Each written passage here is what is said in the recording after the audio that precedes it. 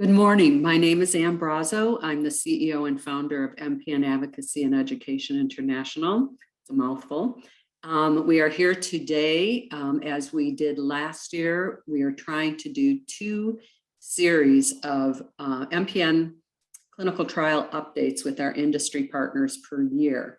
We do one for patients, which is today, and we will do one tomorrow for physicians that see MPN patients. Not all of them are KOLs or physicians that specialize in MPNs. Many are docs that just see MPN patients in their specific areas, geographic areas, and so on. And so we try to keep everybody as updated as possible. If you've been visiting our other webinars, attending our other webinars, you know that when we do the industry partner updates, on those days, it's typically 3 minutes, 3 to 5 minutes. And so you just get a snippet of what's going on in their trials. We have drugs that are now approved by the FDA. We have more in the pipeline. These are very, very pivotal times for MPN patients.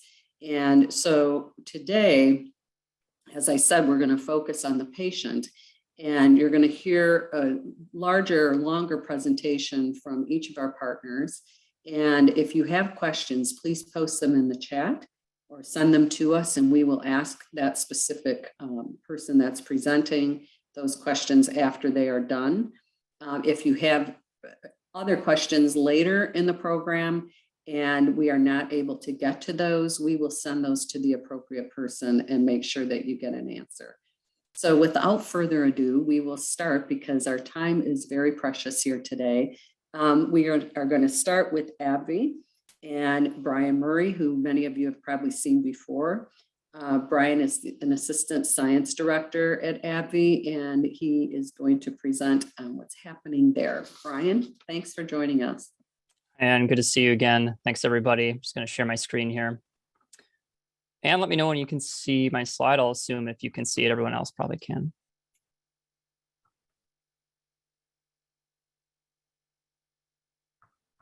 All right, can you see it? Yes. I can. Okay, great. Thank you. Well, thanks, everybody. Thanks, Ann, and thanks to all of your colleagues, MPN Advocacy and Education International, for giving me this chance to talk about AbbVie's work in myelofibrosis. As Ann mentioned, my name is Brian. I've been with the company now 2 years, and I support navitoclax, which is a novel agent that AbbVie is developing in myelofibrosis in combination with ruxolitinib. And the goal today is to talk to you a little bit about our clinical program and 2 of the phase 3 trials that are ongoing, active. We're actively seeking patients to give you some more information on those trials and additional resources that you can use to learn more about those studies. Before I jump into that, just a brief overview of AbbVie. AbbVie is a global pharmaceutical company, has a very strong presence and history in malignant hematology in particular. I've thrown some numbers up on this slide here. You can read through them just to show the breadth of work that we do in the space. Myelofibrosis is relatively new to AbbVie, though.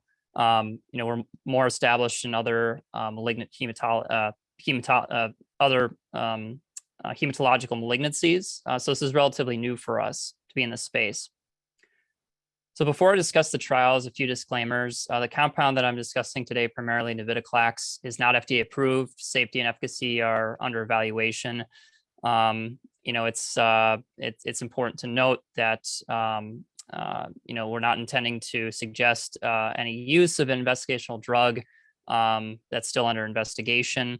So really, this information is for your education only. In case you're interested. And any decision, of course, treatment related, you'll make in conjunction with your physician. So I want to mention that up front. Okay, so let's jump right into the clinical program.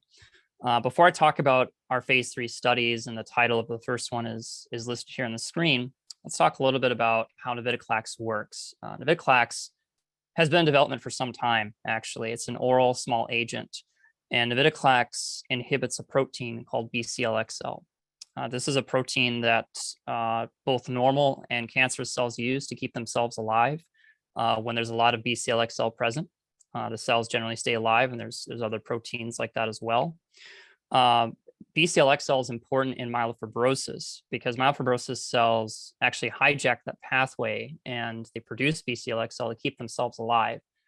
And what happens is when you treat someone with ruxolitinib, or you treat some cells with the overactive JAK-STAT pathway with ruxolitinib, this not only shuts down that pathway, and I'm sure almost all of you are very familiar with that pathway since it's the primary driver in myelofibrosis, but it also reduces production of BCL-XL. And what that means is that those cells are very susceptible to a BCL-XL inhibitor like navitoclax.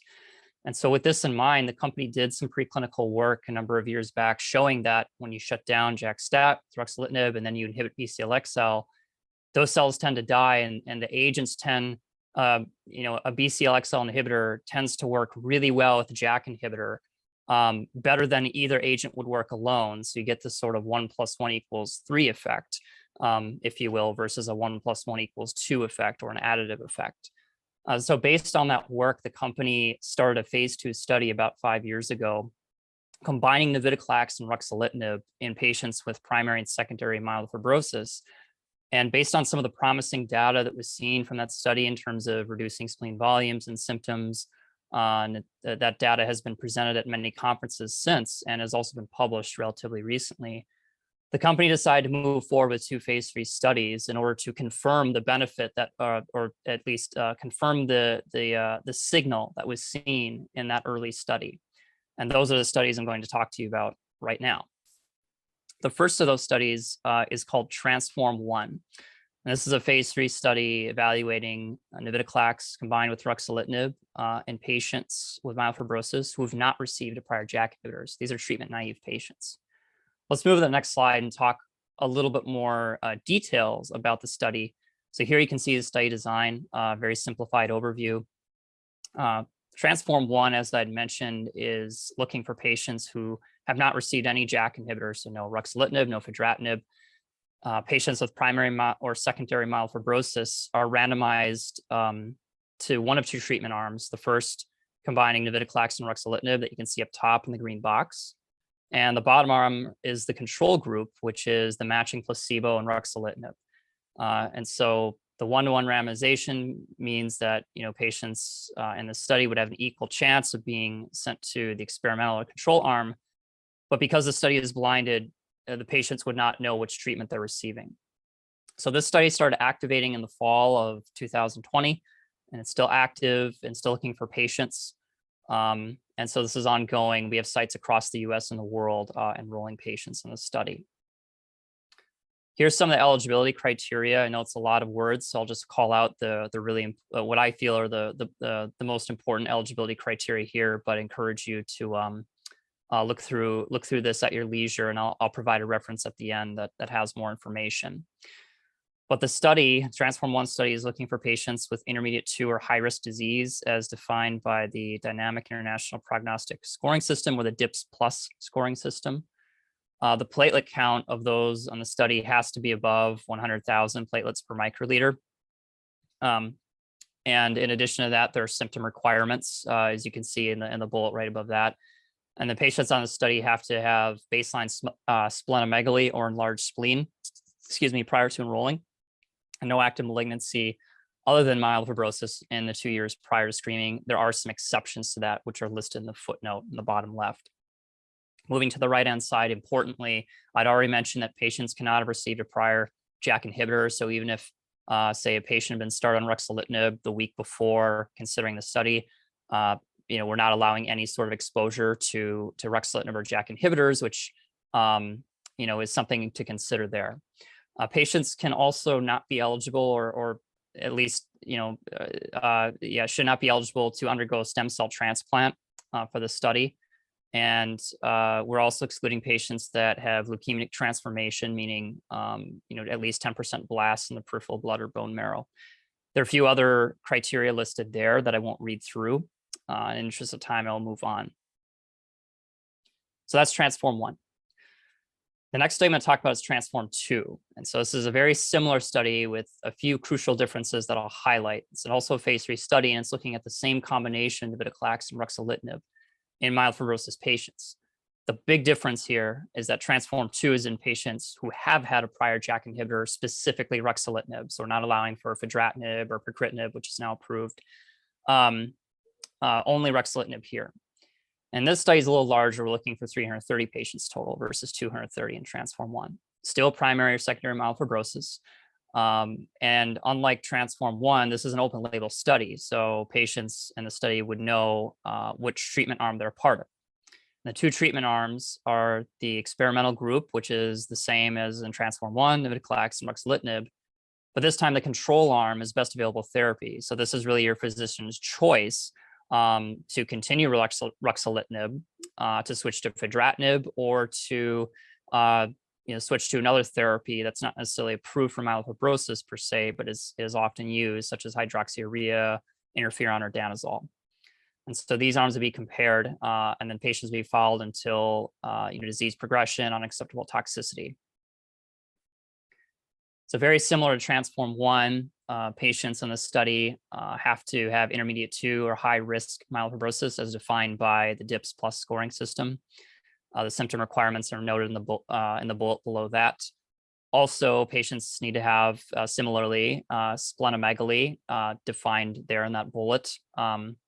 And then again, the prior treatment with the JAK2 inhibitor, ruxolitinib, there's more details around that listed at the bottom left in those sub-bullets. Also similar, we're excluding patients who have less than 100,000 platelets, and also excluding patients who either have leukemic transformation or are candidates for stem cell transplant in the study. And then again, the bottom 3 bullets there are very similar to the exclusion criteria for Transform 1.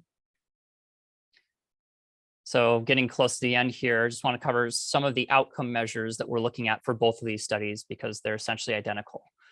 The primary objective of both studies is to evaluate the spleen volume reduction of patients who receive, the navitoclax and ruxolitinib combination, and then compare that control arm in each study. Specifically, the number of patients who have a 35% reduction in spleen volume at week 24. Most of you will recognize this as a very common endpoint in many studies. And then other efficacy endpoints we're looking at are symptom reduction, various measures of survival and response, and reduction in bone marrow fibrosis to see if there's an impact on the underlying disease. Moving to the right in the orange box there, we're also certainly looking at safety, such as adverse events, and also patient-reported outcomes like fatigue, physical functioning, and the like. So that was a kind of an overview of 2 of the phase 3 studies that are ongoing, looking for patients. If you want more information, I would encourage you to visit myelofibrosisresearch.com, the web link you see at the top there. This is a great website that shows a lot more detail on both the Transform studies, including a lot of what I just covered, in addition to other studies that we have ongoing. There's a questionnaire to determine eligibility in case you're interested, as well as a map showing our current study locations and FAQs.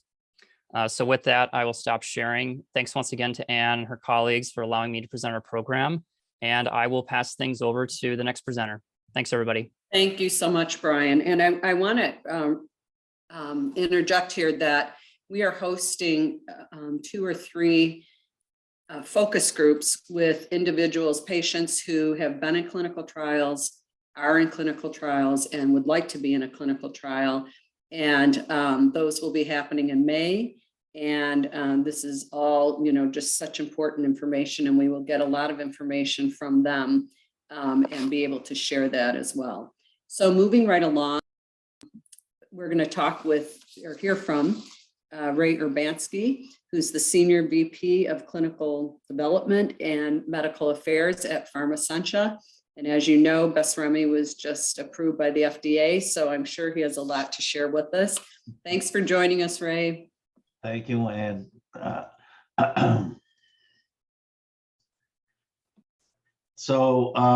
And again, thank you for allowing me the time to speak with you about Pharmaceutical and about our work in the myeloproliferative space. So, Pharmaceutical over the past decade has really been focusing a lot of its research efforts on not only the myeloproliferative neoplasms, but also just like advancing the science, and really with a focus on developing drugs that actually treat the disease itself and don't just focus on the signs and symptoms of the disease. And so with that, I'll sort of walk you through some of the things that we think about as we were going through our thought process on what types of drugs to develop and what type of trials to conduct.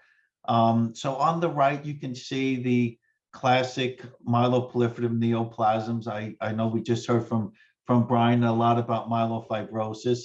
I'll focus this a little bit more on polycythemia vera because that was our most recent indication. And I'll show you some studies that we're conducting in the essential thrombocythemia space. On the left-hand side of the slide, this is sort of a diagram to show you, for example, polycythemia vera is a tri-lineage disease. And what that means is all three of the blood cells that are on the bottom there, the erythrocytosis, which is your red blood cells, your thrombocytosis, which is your platelets, and your leukocytosis, which is your white blood cells, they all sort of get elevated. And this is important when you try to treat the disease because recent data has shown that all of these counts actually are important when you're looking at trying to prevent some of the bad clinical outcomes that occur. The disease emanates from a mutated pluripotent stem cell or hematopoietic stem cell, which is at the top there. That's the source of the disease. And I'll show you over the next couple of slides why the unique structure of ropaque interferon alpha 2b, or BESREMI as it's called on the market, is actually quite unique based on its structure and its mechanism of action. So this is the structure of BESREMI. And again, you'll see it on these slides as ropaque interferon alpha 2b.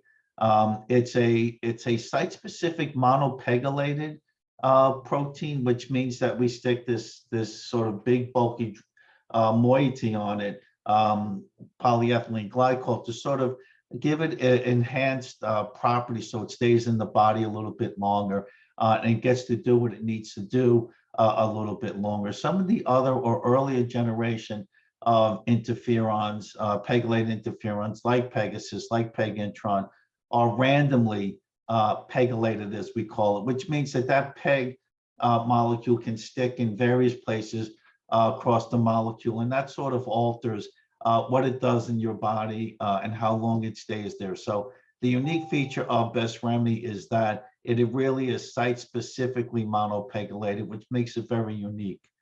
And then when you look at its mechanism of action, and I showed this slide just a couple of slides ago, but here I actually have on the left side listed where the drugs actually work. And you can see that BESREMI, or ropaque interferon, actually does work at the site of the mutated pluripotent stem cells. So it acts actually at the source of the disease. It doesn't work further downstream, such as the JAK inhibitors, non-selective myelosuppressors, which you might be familiar with, hydroxyurea being one of them, or hydrea. And aspirin and phlebotomy that some patients may be taking actually, as you know, work in the periphery to stop the blood from sticking together, and the phlebotomy will decrease all of the sort of congestion. So within that context, let me walk you through what did we do? What did Pharmacentia do in their polycythemia or PV clinical program? And some of the things that we focused on, as I showed in the bone marrow diagram, is we really didn't just focus on resolution of signs and symptoms. One of the things you're taught as you go through medical school is you actually treat the disease itself, not just the signs and symptoms. And so we looked at not only control of signs and symptoms, but controlling the counts, the blood counts. And you see this reported quite a bit as a complete hematologic response, which basically means, remember those 3 blood counts I showed you previously, they go down. So your hematocrit will go down, or your red blood cell count, your platelet counts will go down, and your white blood cell count will go down. You also want to prevent any of the negative clinical outcomes of having too many of these blood cells in your blood cells. And so you want to prevent thrombotic events or having hemorrhages. And then the penultimate goal here is also to get a complete molecular response. And that is basically to take that mutated cell and sort of eradicate it. So so you're actually treating at the disease itself. Some of these references that are on the bottom of the slide actually are just recent data that was published or presented at the most recent conferences that really lets you know that it's not only the red blood cell count that matters, but it's also looking at the white cell and the platelet count as well. And so when you look at this treatment paradigm, say, okay, this is the ideal treatment. How have physicians been doing with the current drugs that were available before a drug like ropeg interferon or Besremi was actually approved? And as you can see with hydroxyurea or Hydrea, you had anywhere from a 50 to 75% failure rate, right? So you didn't get those blood counts to actually go down to where they should be. Previous generation interferons, and that's the Pegasus, the Peg-Introns, and some of the other earlier interferons, had around a 50% failure rate. And that was done from an analysis of a whole host of studies. Now, interestingly, when you look at drugs such as Hydrea, and this is the data that we looked at, said, you know, something has to be done. There is something missing. Not only does Hydrea or hydroxyurea not actually treat the disease at the source of the disease, but there are a whole host of problems with it. And the big one is you can't get the dose of hydroxyurea high enough to get all of those counts to come down.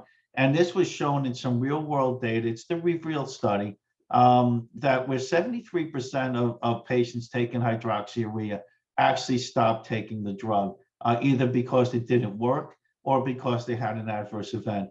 So all of this data sort of said to us at Pharmaceutical, we need to develop something that actually works at the source of disease and make it safe and tolerable. And that's where ropeg interferon or Besremi was actually purposely designed to actually suit that need. And so clinically, we first ran a study called the PEG and VERA study, and it was in around 51 patients. The interesting part here is that this study was conducted over 7.5 years. And this is incredibly relevant because, as you know, a lot of patients are going to be on these drugs for years, if not decades. And so having long-term data actually is incredibly important. And so this study looked at patients for over 7.5 years. Over half of them actually completed 5 years of treatment. And this is pretty astounding because in this particular study, the patients had to come back to the clinic every 2 weeks. One thing of note, from a convenience and tolerability standpoint, once the patient's blood counts were stable for at least 12 months, the patients were allowed to switch to once a month dosing as opposed to once every 2 week dosing. And I will tell you, I won't show you the data for this, but when they went to every month dosing, the effects stayed the same. They didn't lose any effects. And so the patients did just as well on every 2 weeks as they did on every 4 weeks of dosing. So this is just one slide on the efficacy data. And here I'll just focus on the hematologic responses. Again, it's those 3 blood counts that I showed you on one of the first slides.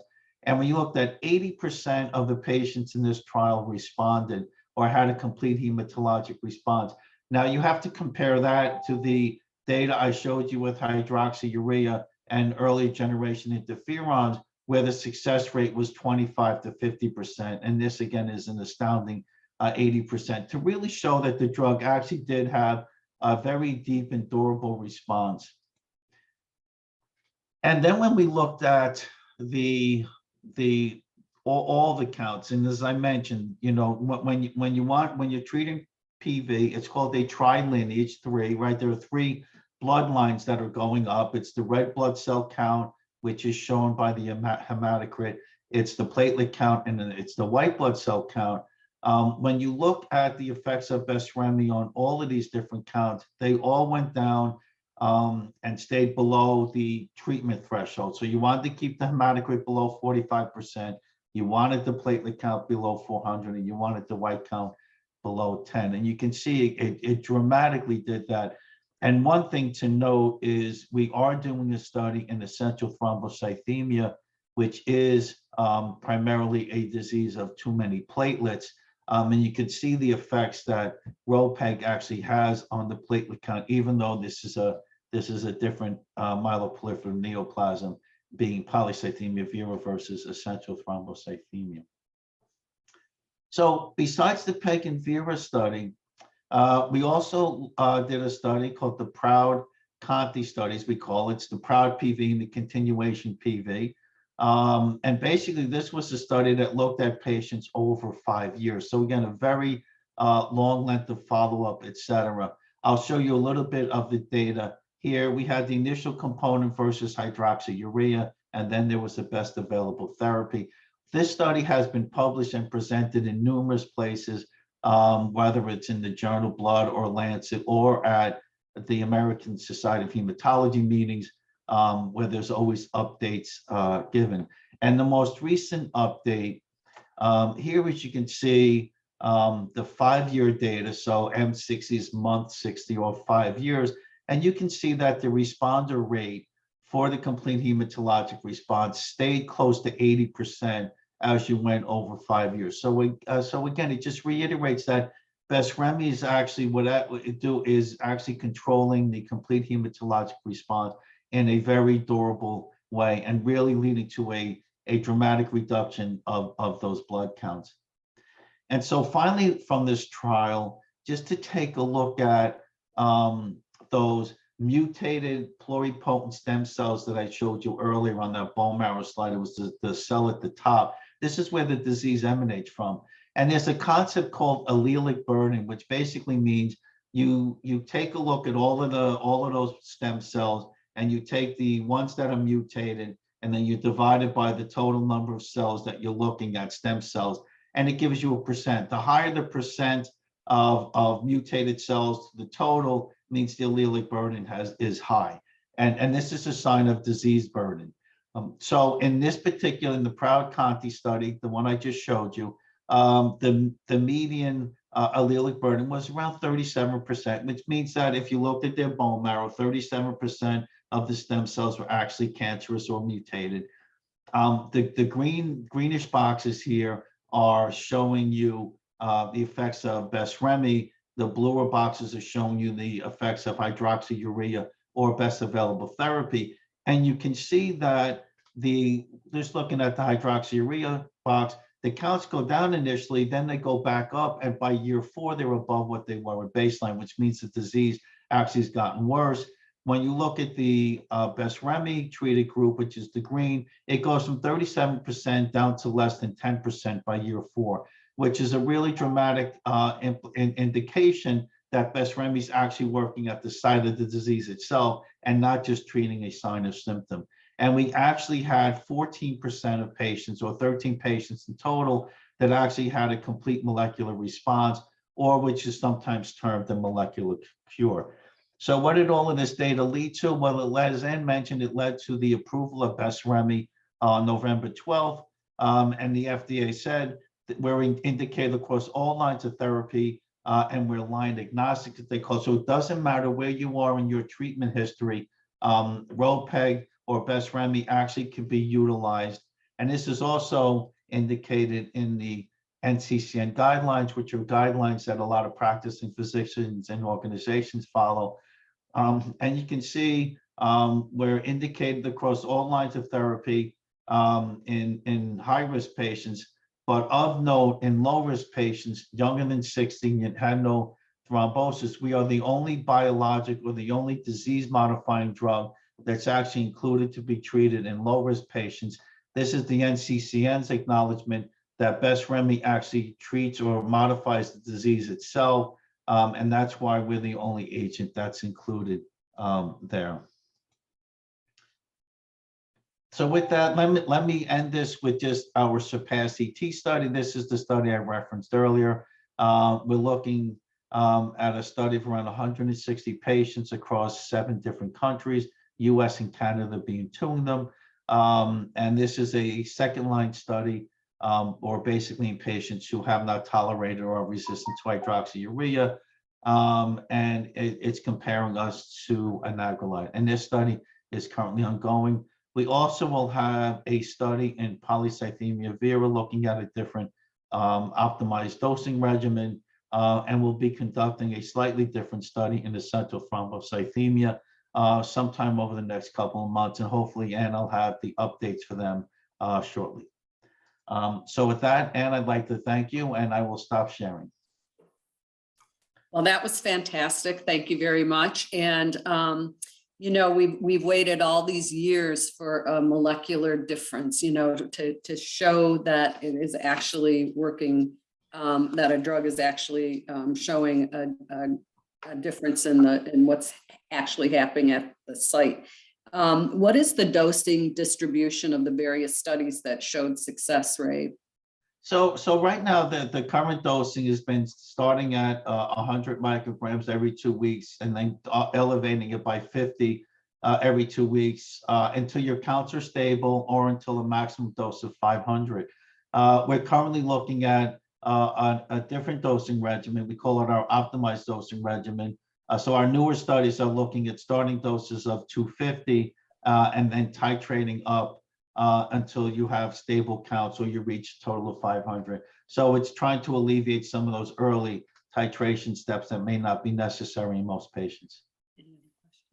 Okay, all right. Thank you so much, Ray. We really appreciate it. And as questions come in, we'll ask them as we go along, and if, you know, whoever they are pertinent to.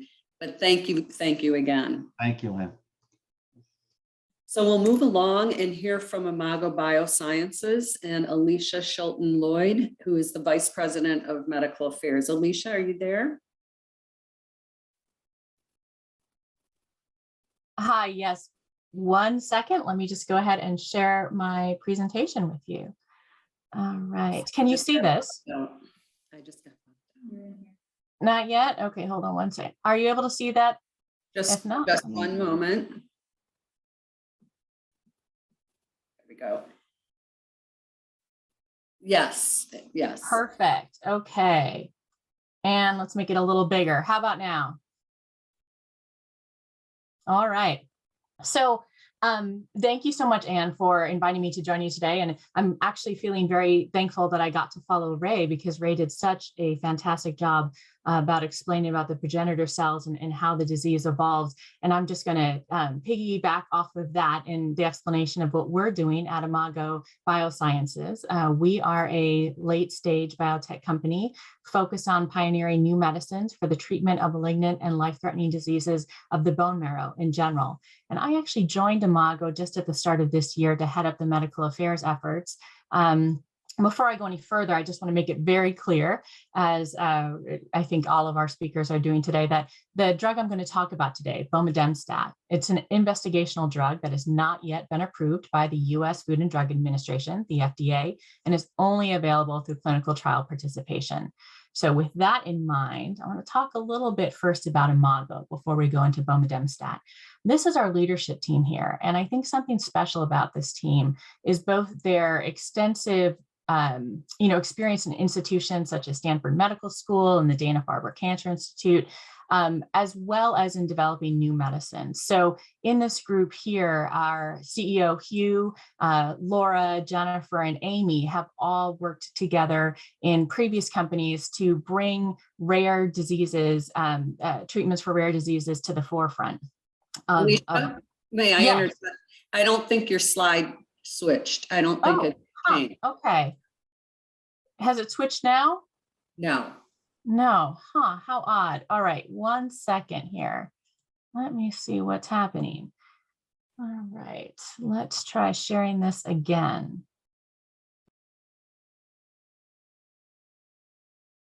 Are you able to see 6 happy faces? Yes, there it is. Thank you. Okay. Let me know if it goes off track again and I'll move forward.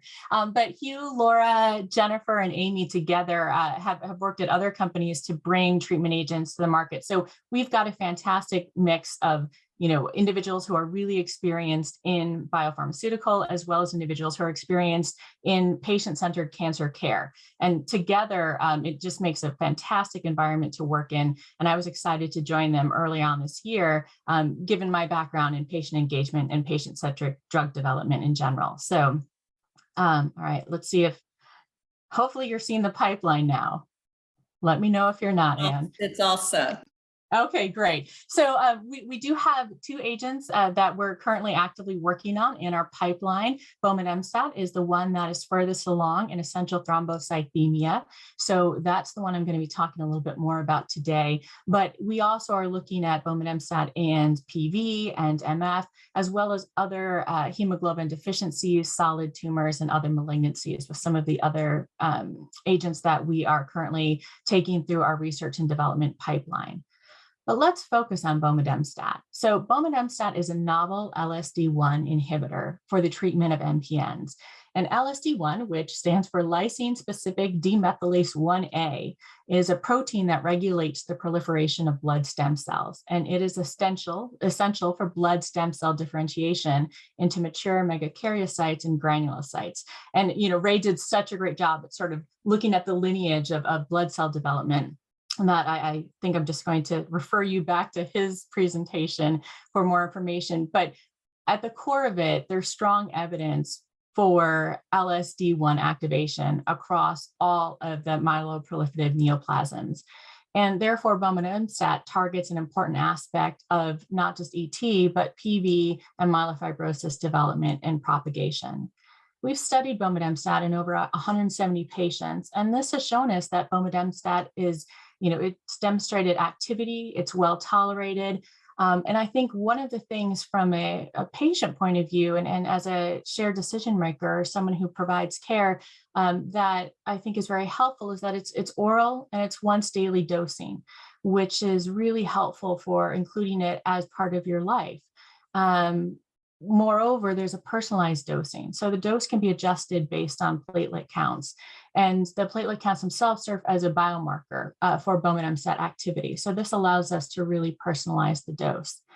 The FDA has awarded fast track designation for bomedemstat development. And just to sort of, I know we all have different backgrounds coming to this call. So fast track, it's a process designed to facilitate the development and expedite the review of drugs to treat serious conditions and fill an unmet need. So the FDA has identified an unmet need. And bomedemstat has been awarded this designation for essential thrombocythemia and myelofibrosis. All right, so today I'm going to focus on bomedemstat just in ET.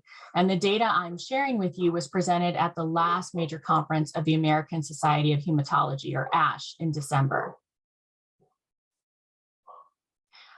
So bomedemstat in ET, it's a phase 2 trial in high-risk patients that we conducted all over the world, primarily US, UK, Germany, Italy, Australia, and New Zealand. It involved over 60 patients. We are still enrolling patients. It was open label once daily, as I mentioned, bomedemstat. We did the trial working with high-risk patients who are intolerant of or resistant to standard of care. And most often this was hydroxyurea. The objectives for the trial, as with every trial, is safety and tolerability. So let's make sure that it's safe and that it's well tolerated by our patients.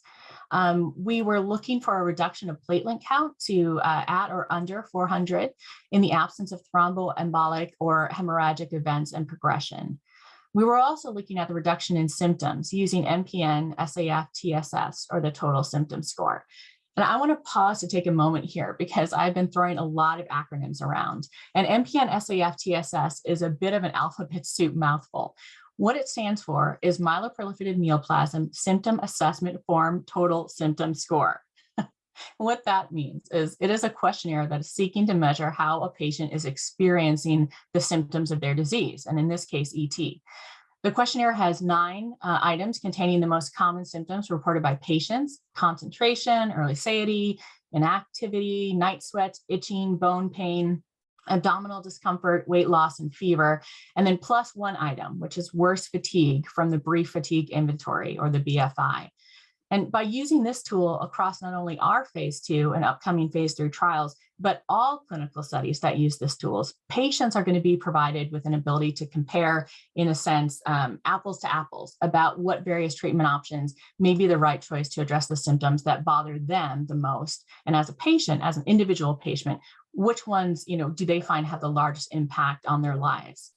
This final bullet, the reduction in mutant allele frequency, or MAF, that refers back to what Ray sort of mentioned about disease modifying, right? We're seeking to determine if the treatment of bomedemstat is disease modifying. So here are the results that we have so far and that we presented at ASH. So in a nutshell, bomedemstat as monotherapy demonstrates significant clinical activity. There is a normalization of platelet counts across all genotypes. So 100% of the patients in our trial experienced a reduction in platelets, and you can see they all dropped below the 400 level. And then on top of that, we also looked at some of the other CHC symptoms. So we looked to see whether it lowered the white blood cell count and whether it can maintain hemoglobin levels, and found that in both cases it does. So essentially, white blood cell count comes under control without causing anemia. And anemia, which is low red blood cells, is a common side effect for hydroxyurea. So we really wanted to make sure that we weren't causing that with bomedemstat. And as I mentioned earlier, we are using the MPN, SAF, TSS alphabet soup to see if the patients taking bomedemstat saw a reduction in their symptoms. And bomedemstat has a known effect, as you can see here, in reducing the symptoms of ET. Here, we're focusing on fatigue because patients tell us that their fatigue really impacts their lives. This is something that was very clear in the Voice of the Patient report that was released last year.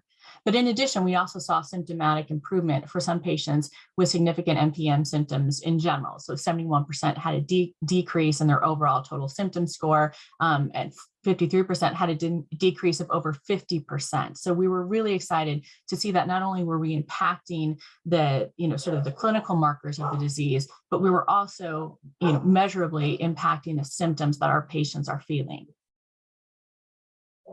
From a safety perspective, bomedemstat is generally well tolerated in patients with ET. The majority of AEs are low grade. The most common adverse event was dysgeusia, which primarily manifested as an intensification in taste. So salty foods tasted saltier and sweet foods tasted sweeter. All events, however, were grade 1 or 2, and 2 out of the 18 events led to treatment discontinuation. There were 8 serious adverse events that occurred, 2 of which were related, and both led to dose interruption. So there was a case of thrombocytopenia and mouth hemorrhage. And then there was 1 unrelated thrombotic event, which was a pulmonary embolism. So what does this mean for us?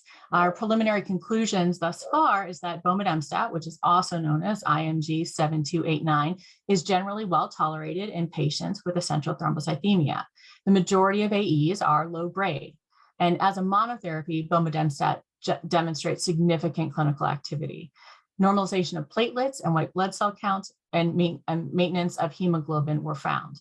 Symptomatic improvement for some patients with significant MPN symptoms was found, and then all genotypes responded to bomedemstat, which was really, really exciting for us. Developmentally, our next steps are this phase 2 remains open for enrollment, and I've listed the number there. And then planning for our phase 3 study in ET is underway. So we're going to be very excited to start that study this year as well.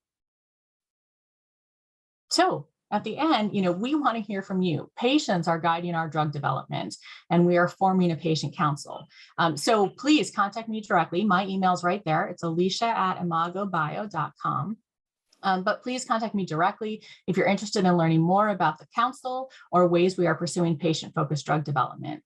And we're going to be releasing data updates at ESH, which is the 9th Translational Research Conference on Myeloproliferative Neoplasms for the European School of Hematology. And again, another alphabet soup. That's going to be starting May 12th. So we'll be releasing some new data after May 12th.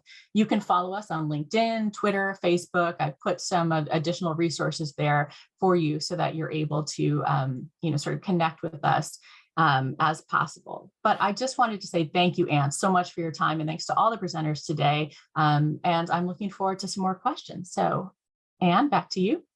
Thank you so much, Alicia. That was very, very informative. We really appreciate it. And as we get questions, you may end up getting some questions yourself that we aren't aware of, but we will send those to you. And thank you so much. Thank you. And can we, is this for Alicia? Alicia, can you come right back? Sure. Can we get results with patients with MF on this drug? So we do have we have done the study in MF, and if you want to reach out to me directly, I can share with you what we've published so far. Okay. All right, great. Thank you very much. Thanks. always astounded by all the work that's being done out there in the MPN community. This is amazing. We really appreciate it. Thank you very much, Shanying. Okay, so we are moving along to, we're going to go to Cartos and to Angela Blank, who's the Vice President of Medical Affairs for Asia and the US. Hello, Andrea. Please join us, and we're waiting with bated breath. Anne, and let me just bring this into presentation mode. Can you all see okay? Yes. Wonderful. Thanks for confirming, Anne. As Anne mentioned, my name is Andrea Blank. I am lucky enough to work at Cartos Therapeutics, and today we'll be able to talk about Madeline, which has previously been known as KRT-232, and we're specifically going to talk about it in myelofibrosis. As I mentioned, Cartos Therapeutics is a privately held company that's based outside of San Francisco. And at the time, we are really committed to the development of this novel, potent, targeted drug, specifically KRT-232 or Madeline. It's an oral therapy that is an MDM2 inhibitor, which, as we go through the slides a little bit later, we'll talk about what that means. And we're studying it in multiple blood cancers, as well as a few solid tumor areas. So to talk about how Madeline works, it's easiest if we start with what P53 is, which we know P53 to be this magnificent guardian of the genome. In other words, it's looking at each of your cells and seeing if there are any DNA damage. And in the event there is DNA damage, P53 is able to either put a pause to the cell and repair that damage, or drive the cell into a cell death, otherwise known as apoptosis, because it is damaged. So what we also know how MDM2 relates to P53 is that it negatively regulates P53. In other words, in places where MDM2 is present, P53 and that ability to repair DNA is not capable. So with that in mind, the drug that we're talking about today, KRT-232 or Madeline, is an MDM2 inhibitor. Thus, inhibiting the MDM2 at the cellular level, which then allows for P53 to do its normal work and recognize those malignant cells and drive them into a cell death. We know that in cancer cells, this MDM2 level is abnormally high. And like I said, it shuts down that ability for P53 to fight the cancer. And so Madeline is this investigational agent that specifically targets MDM2 and hopefully is going to be able to offer a potentially new treatment for patients with myelofibrosis. And as the treatment inhibits the high levels of MDM2, it then restores P53 and its ability to kill the cancer cells.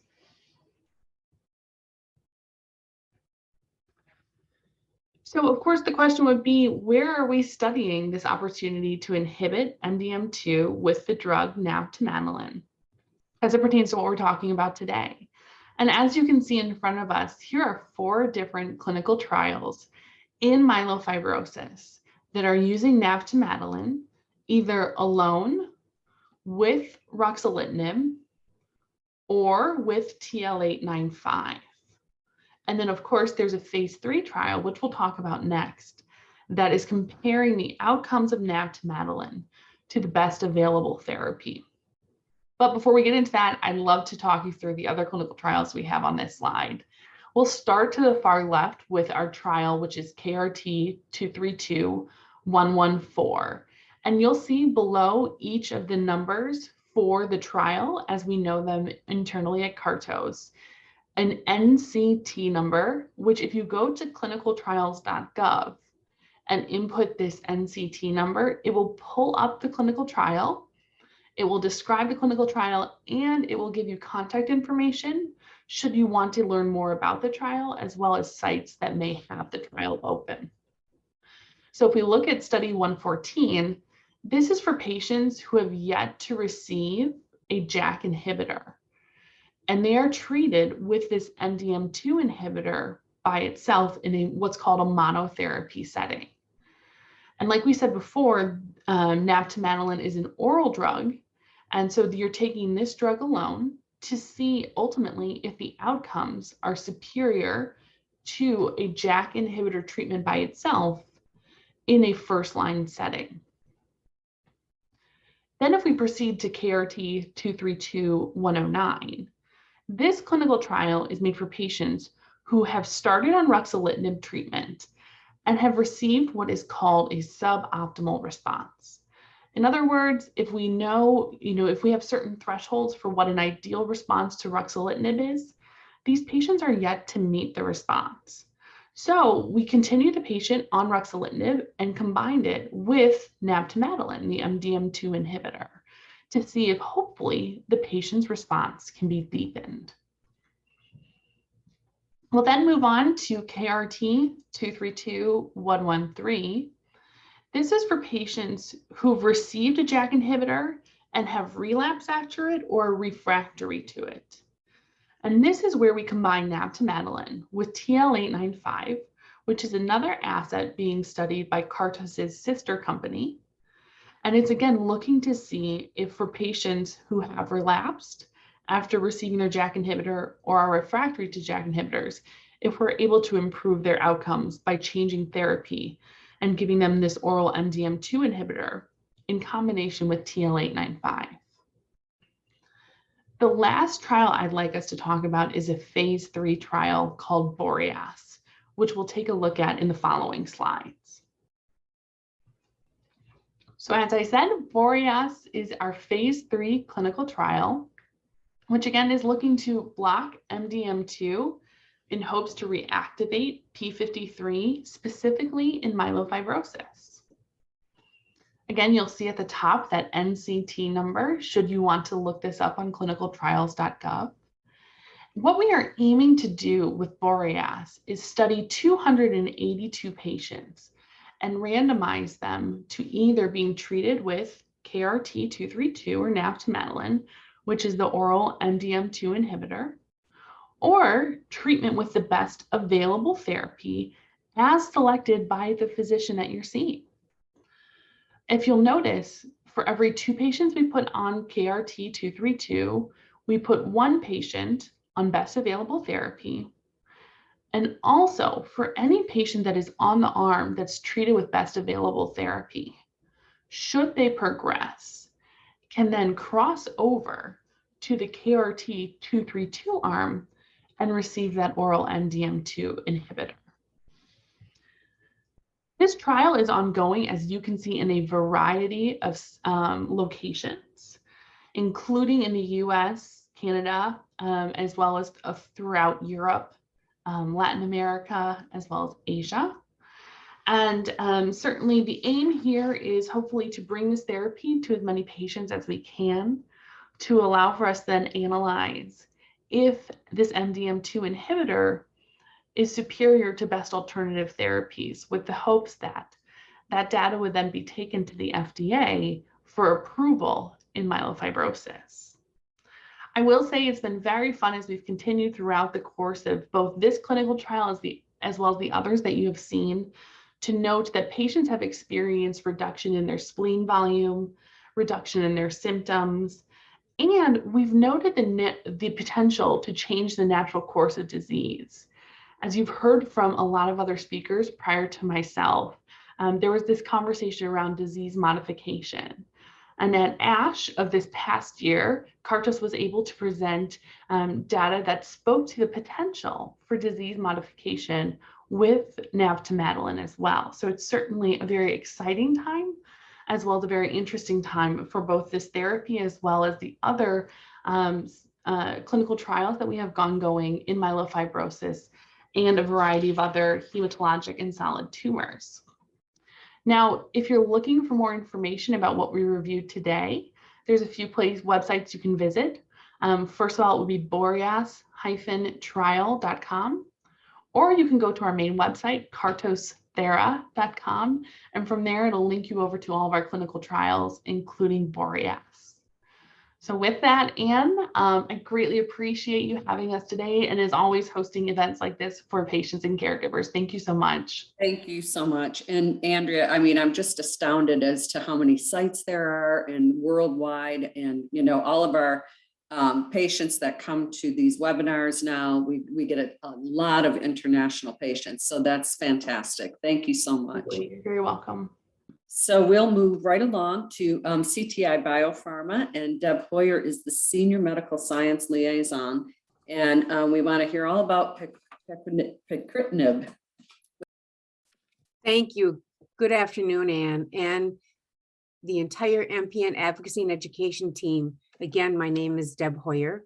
I'm the Senior Medical Science Liaison at CTI Biopharma, and we are a Seattle-based company. Thank you for holding another successful clinical forum for patient education and for me to give the opportunity to update you about the work at CTI Biopharma. As you've eloquently stated before, it takes three groups: patients, clinicians, and industry together to improve therapies and patients' lives. We are very excited to share that pacritinib, a JAK2 IRAK1 inhibitor, received accelerated approval by the Food and Drug Administration on the 28th of February for patients living with cytopenic myelofibrosis. The approval was based on efficacy results from the pivotal phase 3 PERSIST-2 study in patients with low platelet counts, less than 100,000, which compared pacritinib at 2 doses to best available therapy that included ruxolitinib. As part of the accelerated approval, CTI is required to describe a clinical benefit in a confirmatory trial called Pacifica. Cytopenic myelofibrosis can be defined by platelet counts less than 100,000 and a hemoglobin level of less than 10 grams per deciliter. Patients who have cytopenic myelofibrosis have limited treatment options. Our approval is in adult patients with myelofibrosis with very low platelet counts, meaning less than 50,000, because we recognize that these patients often have more advanced disease and many cannot tolerate currently available treatments at full doses. In light of the recent approval, we no longer are enrolling patients to the US trial in our pivotal phase 3 Pacifica study of pacritinib versus physician's choice therapy. Pacifica is still enrolling patients with myelofibrosis and platelet counts less than 50,000 platelets outside of the United States. The study considers patients who either have had no prior exposure to JAK inhibitors or those who have a limited prior exposure. Patients with up to 6 months exposure may be eligible from JAK inhibitors. The study enrolls patients who have had splenomegaly and symptoms related to myelofibrosis. Patients are randomized 2-to-1 to pacritinib versus physician's choice therapy, which includes ruxolitinib, danazol, hydroxyurea, and corticosteroids. You can find more information about this trial at pacificatrial.com, as well as on clinicaltrials.gov. We remain committed to completing the study as part of our FDA approval. Our team at CTI remains excited about our partnership with the MPN Advocacy and Education International, and we continue to support rigorous science and data that will bring much needed therapies to patients living with myelofibrosis, with the goal of improving symptoms, spleen response, and providing hematological stability. And with that, I thank you, Anne, and the presenters today and all the patients out there. Thank you. Thank you. And we're very excited about the track that pacritinib has taken and where we are today. And the thing that strikes me every time we do these updates is how so many of the drugs act differently and in a very positive way in our patients. And so we're really looking forward to more data as time goes by and to helping all of our MPN patients. So moving right along, thank you again. We really you. appreciate it, Deb. We are moving on to Sierra Oncology, and Lauren Musto is the Senior Director of Corporate Communications and Patient Advocacy. You've seen her before if you've been with us before. Hi, Lauren. Hello, Anne. How are you doing today? I'm doing well, thank you. And I'm going to disappear and let you do your presentation. Excellent. So I'm just going to share my screen. Can everybody see my slides? Yes, we can. Okay, great. I just want to make sure I have multiple screens to make sure I'm sharing the right thing. Excellent. So again, good afternoon, good morning, everyone. I'm really excited to be speaking with you today about Sierra Oncology. As Anne mentioned, my name is Lauren Musto, and I oversee corporate communications and patient advocacy for Sierra. If you are not familiar with Sierra, we are a late-stage biopharmaceutical company, and we're focused on delivering targeted therapies for rare cancers, including myelofibrosis. So we're committed to taking an evidence-based approach to investigate new ways to change the cancer treatment paradigm. But we really do realize that we cannot do this alone. No one in the industry really can, which is why, again, we're so incredibly grateful to the cancer community at large, and particularly the advocacy community, because truly it's only together that we can transform the promise of a pipeline candidate into actual outcomes for our patients. So here's a quick snapshot of where we are today and what we're working on across rare cancers. So Sierra remains committed and on track to submitting a new drug application to the FDA in the next few months, with the potential for drug availability for momelotinib early in 2023. And I'm going to talk more on that in a moment. We're also preparing to initiate a phase 2 clinical trial of momelotinib and SRA515, which is our novel bivalent BET inhibitor, in the first half of this year. And then we're also finalizing some trial designs for additional studies that support both SRA515 and SRA737, which is our checkpoint 1 kinase inhibitor. And so when you put all these things together, we have a pipeline that we're really proud of and truly excited about for what it can do to potentially provide these transformative therapies for patients with rare cancers, and especially for those with myelofibrosis. So I want to spend the next minute or two talking about the MOMENTUM study. So our main focus is on the commercialization of momelotinib, which is an investigational agent for the treatment of myelofibrosis. Momelotinib is an inhibitor of 3 key signaling pathways that contribute to the major manifestations of disease. By inhibiting ACVR1 as well as JAK1 and JAK2, we believe that momelotinib has the potential to improve anemia of myelofibrosis while also improving constitutional symptoms and splenomegaly without impacting platelet counts. And we're thrilled to have announced just earlier this year in January positive top-line data from that phase 3 MOMENTUM study. And notably, momelotinib achieved a statistically significant benefit on symptoms, anemia, and splenic size without impacting platelets. So it achieved its primary endpoint and all key secondary endpoints. There were 6 of them in total, and we're quite pleased with those results, and they will be presented at an upcoming medical meeting in the middle of the year. As I mentioned a moment ago, we're on track to submit our new drug application in the second quarter, and assuming FDA approval, we would anticipate an approval and commercial availability in early 2023. I also, a couple moments ago, mentioned SRA515. So in August of last year, we announced that we had in-licensed this novel BRD4 BET inhibitor to expand our pipeline, and specifically our myelofibrosis pipeline. So SRA515 was previously known as AZD5153, but it's a differentiated BET inhibitor through its high potency, selectivity, and bivalent binding, which may offer more complete target inhibition relative to other monovalent binders. And because momelotinib is not myelosuppressive, we believe the combination of momelotinib and SRA515 may provide improved efficacy and safety over other JAK inhibitor, BET inhibitor combinations.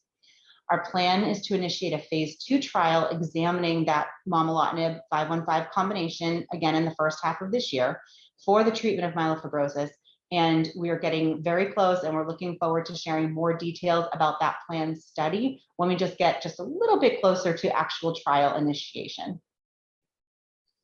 And so in conclusion, again, I'd just like to say, Anne, we're so grateful to you and the entire myelofibrosis advocacy community for all the work that you're doing to raise awareness and educate patients and their care partners about the disease.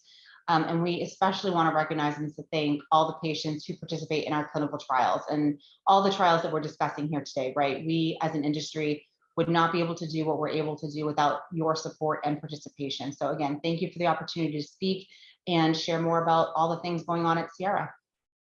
Thank you very much, Lauren. We really appreciate it. I've been following your drug forever, and I'm looking forward to good outcomes very soon. Wonderful. Thank you, Lauren. Thank you.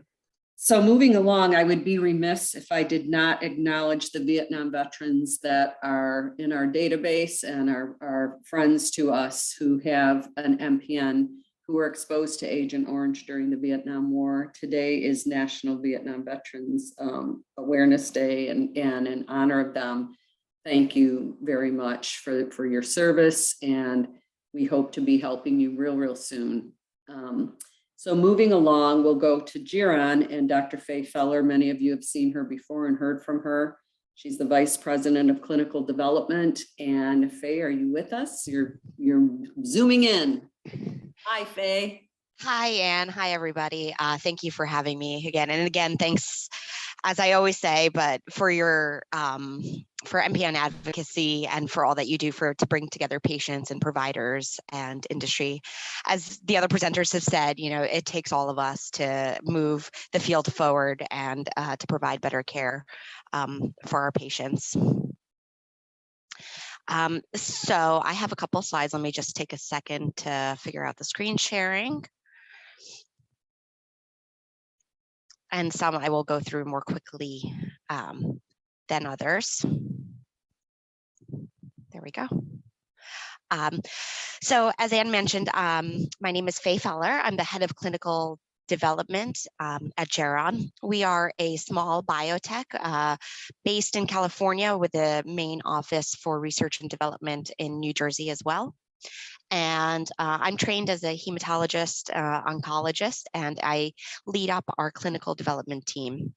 So Geron is as I said, small biotech. We have only one compound currently in development and being studied in various hematologic and myeloid malignancies, including myelofibrosis. So that compound is imetelstat, and I'm here today to talk to you about our phase 3 study with imetelstat in patients with myelofibrosis who are refractory to JAK inhibitor treatment. So imetelstat is an inhibitor of telomerase. Telomerase is an enzyme that adds base pairs to the ends of chromosomes to lengthen them and helps determine called telomeres, the ends of the chromosomes, and telomeres are critical in determining the lifespan of a cell. So as can be expected, many malignancies in which cells are immortal have increased levels of telomerase activity to lengthen the telomeres and keep those cells alive longer. In normal development, most cells have a transient upregulated expression of telomerase, and then for cells that have a rapid turnover, this transient expression normalizes, whereas in malignant cells, telomerase is abnormally upregulated. And Geron was indeed founded as a company with an interest in using inhibiting telomerase activity as a target for malignancies. You can see in the diagram here that especially in bone marrow cells or hematopoietic stem cells, telomerase is upregulated, and inhibition of telomerase using imetelstat is believed to cause death of malignant cells, but sparing the normal red blood cells, white blood cells, and platelets, so allowing for normal bone marrow to recover. Imetelstat is also unique in that it is a oligonucleotide, so it's not an antibody and it is not a small molecule inhibitor. It is a sequence of 13 base pairs that bind, that form a competitive inhibition to the enzyme telomerase, and it leads to selective killing of stem and progenitor cells within the bone marrow. This is a crowded slide, but it shows a bit of our development history. So Geron has been around since the early 90s and had initial studies in solid tumors with imetelstat. Then we have developed a focus in hematologic malignancies, most notably myelofibrosis and myelodysplastic syndrome. And we are now currently a late stage development company to bring imetelstat to market. And you can see here a highlight of some articles that have been published in peer-reviewed journals regarding our results, both in myelofibrosis and myelodysplastic syndrome.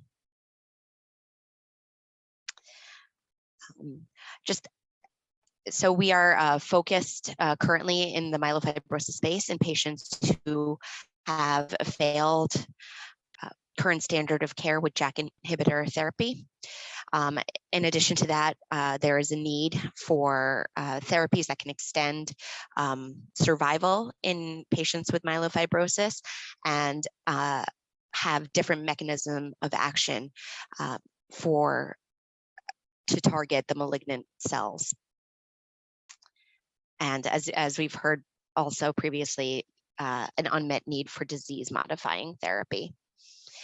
What we know is that many patients discontinue JAK inhibitor or and ruxolitinib within the first 3 years, and 75% discontinue within 5 years. There is an unmet need in this patient population. So I'll speak a little bit about our phase 2 study before introducing you to our currently ongoing phase 3 study, and that was called the EMBARK trial, or MYF 2001. That trial was initiated in collaboration with Janssen, but we are currently independent of Janssen. So the EMBARK study was performed in patients with intermediate to or high-risk myelofibrosis who were relapsed or refractory to JAK inhibitor treatment. And we had a pretty strict definition of a relapsed or refractory, looking at spleen volumes or spleen size by palpation. So patients who were intolerant or had toxicities to JAK inhibitor were not eligible for the study unless they had shown that initially their disease responded to JAK inhibitor, but then relapsed, or they had no response at all, despite a good course of treatment.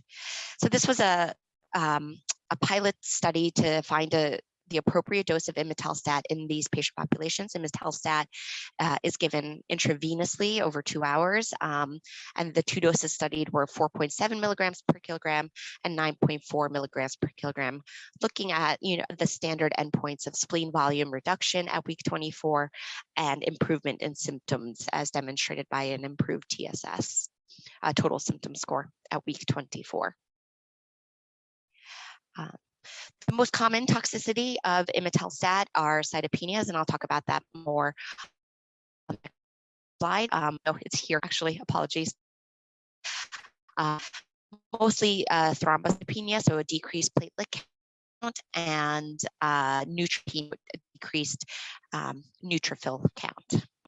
In terms of non-hematologic toxicities, we do see some GI toxicities of nausea, vomiting, diarrhea, but these are not high grade and are very manageable.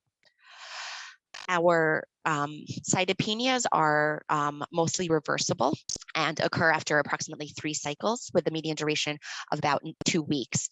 So imetelstat is given IV every 3 weeks. So usually by the time dosing for the next cycle comes around, patients have recovered their platelet counts or neutrophil counts in order to be given a next dose. And if not, the protocols have very specific dose modification and dose hold guidelines that to adjust for any potential low platelets or low neutrophils. And on average, it is a while before patients require, if they do require a dose modification, it occurs after at least like 6 months or around then of therapy. But importantly, what we're seeing is that the low platelets and the low neutrophils on treatment with imetelstat do not have many clinical consequences. So they are just mostly numbers. We don't see high amount of bleeding events or infections or neutropenic fevers. So in addition to the confirmation of our safety profile, what else we learned from the phase 2 study was we did see a symptom response was that basically the 9.4 milligram per kilogram dose is the most appropriate one to move forward, and that approximately 30% of patients were able to achieve an improvement in their symptoms at week 24 by %. So a TSS reduction in a symptom response of 30%. And again, these are patients who had already been treated with inhibitors and had failed that treatment. For spleen response, we saw 10% of patients on the 9.4 arm achieve that 35% spleen volume reduction. When we look at the number of patients who achieved a little bit less than 35%, we still believe that this is reasonable and significant and important, because any amount of spleen reduction volume helps provide benefit, and that number was higher than 10% and closer to 30%. But most impressive results seen from the study was a survival of approximately approaching 30 months in patients who received 9.4 milligram per kilogram dose. And when we look at the literature, patients who stop ruxolitinib primarily as their first-line therapy have a survival in the literature approaching about 1 year. So for us to see a 30-month or over 2.5 year survival, this was a very intriguing result from the phase 2 study. We also did see additional signs of disease modification, such as improvement in fibrosis and reduction in the mutant allele burden. So I'll talk about that a little bit more. Here you can see survival curves and how patients who had an improvement in their fibrosis and bone marrow also tended to live longer. And that you can see here with the blue line, and this is months of survival. To complement the study, we looked at a set of patients who were treated at the Moffitt Cancer Center and looked into their charts and using their historical data. Once they discontinued ruxolitinib and were treated with other available therapies at the time, we saw a similar survival compared with the patients who were treated with imetelstat on our clinical study of approximately 30 months. And then compared with the patients at the Moffitt Cancer Center who had a 12-month survival. So though this wasn't a direct head-to-head treatment comparison, it's what we call real-world data to help support continued development and investigation of possible survival benefit with imetelstat treatment. I'm just going to skip through these a little bit, but these slides also support that the patients who had reduction in their mutant allele burden and other signs of disease modification also were shown to have an improved survival. So with these results, we were encouraged to proceed with a phase 3 study, and that's where I'm headed right now. So we recently opened the Impact MF study within the last year.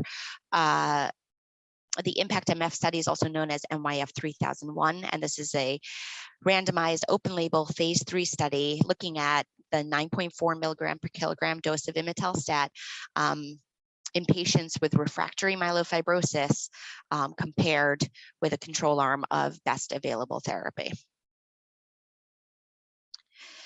Here's the study schema, and again, we are enrolling intermediate 2 or high-risk patients with refractory myelofibrosis, and I can show how that is defined in a few slides, and patients will be randomized. This is an open label study, so they will know which treatment they are receiving to either imetelstat infusion every 3 weeks or best available therapy. On this study, best available therapy cannot be a JAK inhibitor. Our aim is to enroll patients who their provider really believes that they would not benefit any further from treatment with a JAK inhibitor, and to take advantage of our unique mechanism of action to support some disease modification and potential survival benefit. So the primary endpoint of the study is notable because our primary endpoint is overall survival, and we are currently the only phase 3 study looking at survival as an endpoint. So you can see here, we are as well looking at the standard myelofibrosis endpoints of symptom improvement and spleen volume reduction at week 24. But we really want to validate what we saw in the phase 2 study, that there is a potential life extension with imetelstat treatment compared to other available non-JAK inhibitor therapies. There is an interim analysis which will be in approximately 2024 if our projections and enrollment stay on track, which we can have an early look to see if the survival benefit is there. And then a final analysis is planned for 2025 if enrollment is on track. I'll move here just a brief word about how we are defining those patients who are eligible for the study because they're considered refractory to JAK inhibitor. So they should have had at least 6 months treatment with a JAK inhibitor, and including 2 months at an optimal dose. So and then one of the following, which basically all state either no decrease in spleen volume or in spleen size after the 6 months of treatment, or no improvement in symptoms, or a very high symptom score at the time of screening for the study. If a patient did not have a full 6 months course of treatment with a JAK inhibitor, they are allowed on study treatment that has been had for at least 3 months with maximal doses, and they've shown no benefit in terms of spleen size improvement or symptom. We do have platelet and neutrophil entry criteria in order to minimize toxicity. And patients are eligible for crossover from the best available therapy arm into the imetelstat arm. So here's a reminder of, we opened the study early last year and then expect results in 2024, followed by final results in 2025. We are open globally in 27 countries and over 150 sites. So for additional information, please visit the Geron website. We have a page devoted to more details on the study. And of course, we're on clinicaltrials.gov. And again, thank you for listening to the presentation today and for your interest in your diseases. And thank you to Ann and your team for bringing all of us together in these forums. Thanks, Faye. Very informative. Thank you very much. So, Andrea, if you're still there, I have a question for you. And Ray Urbanski, if you're still here, please, I have some questions for you. I have one question for Andrea. Do you see any trials happening in the UK in the near future? We do have some trials that are open in the UK right now, and specifically to the one we talked about today, Boreas is also in the UK. There are a few delays as it just pertains to kind of the regulatory paperwork in the UK. If there is a specific trial that this person is interested in, they'd like more information, and if you could just connect us, and certainly my information My first letter, first name, so A, and then the last name blank, BLANK, at cartosthera.com. I'm always happy to help any patients with specific location questions. So thank you for asking. Thank you very much. And then Ray, are you with me? Are you with us? There you I'm are. here, Ann. Yep. Okay, we knew we'd get a few more questions for you because it is approved and because many people are so fascinated by interferons these days and should be. So regarding Besremi, what types and frequencies of side effects have you seen in your studies? Certainly. So most of the adverse events were mild to moderate in intensity and reversible. They were mainly class effects. So a lot of flu-like symptoms, myalgias, which are, so muscle pain, aches, fevers.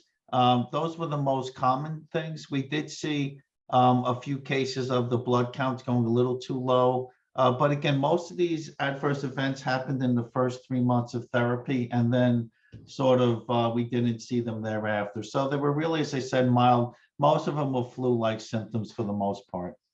So our friend in Canada, John Clark, who's been a pal of mine for a long time, a patient support group person and so on, has Besremi trials, have Besremi trials begun in Canada?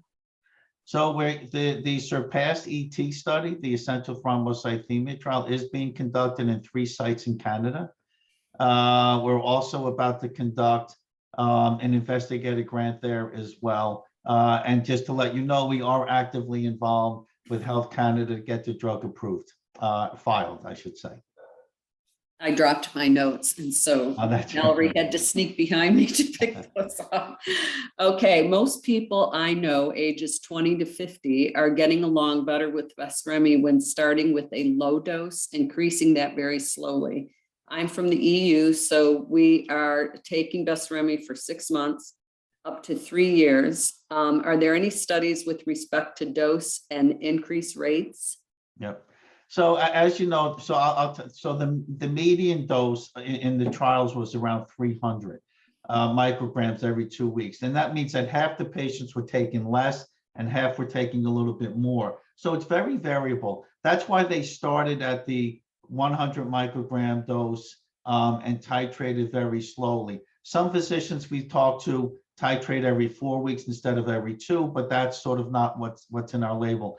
We are conducting a study in both polycythemia vera and essential thrombocythemia, looking at a different dosing regimen where patients are starting doses at 250 micrograms instead of 100 to see if there's a tolerability issue, because some patients will require that higher doses.